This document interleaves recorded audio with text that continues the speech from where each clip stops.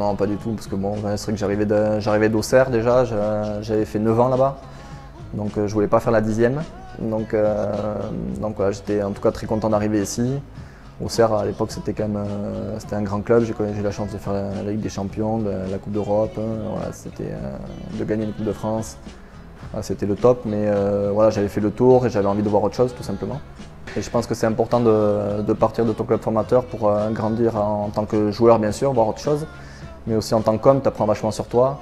Et voilà, en tout cas c'était quelque chose qui me tenait à cœur et j'ai eu la chance d'avoir Toulouse. J'avais d'autres clubs, mais voilà, j'ai préféré Toulouse. J'ai senti que le projet des Pitchouns c'était quelque chose, enfin, en tout cas ça te donnait envie d'y participer, quoi. Tu es arrivé dans un club qui cherchait à se stabiliser. Tout à fait. Et l'année prochaine, ça sera la 15e saison consécutive en Ligue 1. Ouais, tout à fait, mais après Toulouse c'est la 4e ville de France aussi, donc bon, tu voyais qu'il y avait un énorme potentiel. Et de par l'histoire des Pitchouns, ça avait créé quelque chose d'énorme. Et voilà, c'est vrai qu'en tout cas, écoute, j'espère qu'il y aura encore plein d'années en Ligue 1, j'espère. On en reparle toujours, mais tu as été un acteur important de celui face à Valenciennes. Est-ce que du jour au lendemain, tu as eu un statut différent? Non. Par rapport aux supporters, tu as eu Panchigol qui est arrivé juste Ouais, derrière. non, c'est pas juste derrière, franchement, ça a été bien après presque, hein. C'était plus quand. Je me souviens, c'était un match à Ajaccio. Non, c'était pas tout de suite après. C'était ouais, mais c'était 3-4 ans après. Et en fait, vu que je suis resté, les gens, voilà, ils ont vu que voilà, je restais sur le banc, que je jouais, que dès que je jouais, je donnais tout. Donc en gros, ils ont apprécié ça. Après, ça s'est fait en fait naturellement. Bon, toutes les personnes que j'ai eues, elles ont joué ton abnégation après tes blessures en 2006. C'est un peu ton trait de caractère. Tu le sens comme ça ou... Ouais, disons que j'avais pas d'énormes qualités, que ce soit si physique, je pouvais répéter les efforts, mais physique, moi j'étais pas puissant et après techniquement j'étais normal. Donc après, en gros, pour rester au haut niveau, pour l'atteindre, il faut avoir quelque chose un peu en plus. Et c'est vrai que je pense que moi, mon point fort un peu, c'est le mental. Donc c'est vrai que la négation, le fait de rien lâcher, écoute, dans la vie, si tu veux quelque chose, il faut bosser, il faut rien lâcher. Donc voilà, c'est sûr que c'est mon trait de caractère. Après, tu reviens au bon moment parce que c'est pile au moment où vous faites la saison de folie en 2006-2017. Tu reviens à ce moment-là. Ouais, tout à fait. C'est quand le changement de Montbert avec Bop. Et voilà, après c'était des belles années. Ouais. En termes de statistiques, tu as livré des passes décisives, baigné des Virginia, bref, tu as été quel mandats, lesquels tu marques le plus encore aujourd'hui? C'est compliqué parce que j'en retiendrai moi deux, c'est soit Dédé, soit Wissam.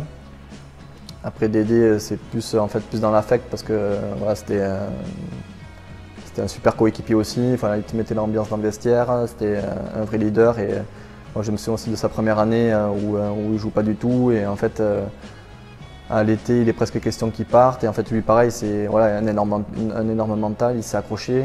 Et il a bien fait parce qu'on a fini 4e et il nous plante 24 buts.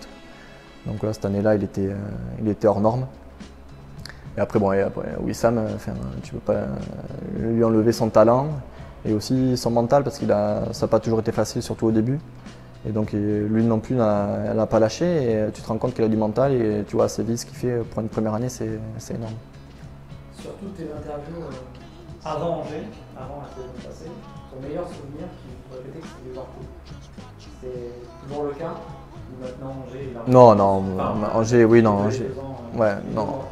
Ouais, ce que je disais, c'est Angers bien sûr, mais tout ce qui a précédé depuis l'arrivée du coach, ça a été voilà. Bon, franchement, moi, je me suis vraiment régalé, quoi. Et même ceux qui étaient sur le banc, ceux qui n'étaient pas dans le groupe, tout le monde était dedans. Et on attendait tous les jours, ils nous faisaient une réunion, ils nous prenaient en haut, ils nous retournaient le cerveau. C'était incroyable. C'était vraiment exceptionnel. Il n'y a pas de mots en fait pour définir ce qu'on a ressenti, ce qu'on a vécu. Et après bien sûr le match de Valenciennes, après on rate le péno, Body qui marque en son coup franc, voilà, c'était un truc de fou. J'ai l'impression qu'il a remobilisé tout le monde parce que toi tu rentres aussi face à Caen, il rentre plusieurs fois aussi, il a mobilisé tout un groupe à ce moment-là. Oui, après il avait un regard neuf en fait, et après lui il aime bien aussi s'appuyer sur des anciens. il respecte beaucoup ça. Et voilà, après il sait très bien aussi, il est très intelligent. Il sait qu'un groupe, c'est un équilibre à trouver. Donc si tu n'as que des jeunes, ça ne peut pas aller non plus. Donc il faut trouver un équilibre et je pense que dans ça, il est très très fort. Moi, c'est une question pour les réunions. Est-ce que tu es encore capable de rester des heures après l'entraînement pour parler politique ou de... Ouais, tu vois, ça je parlais surtout, mais c'était avec Bino et Albin Bondo. Donc ouais, c'est vrai qu'on aimait bien échanger, on était l'un à côté de l'autre dans le vestiaire et c'est vrai qu'on passait pas quelques minutes, mais presque quelques heures à débattre. Enfin ouais, on se régalait, c'était des bons moments de vestiaire. Après on est un collectif, donc il faut partager et c'est vrai que ces années-là, c'était très bien.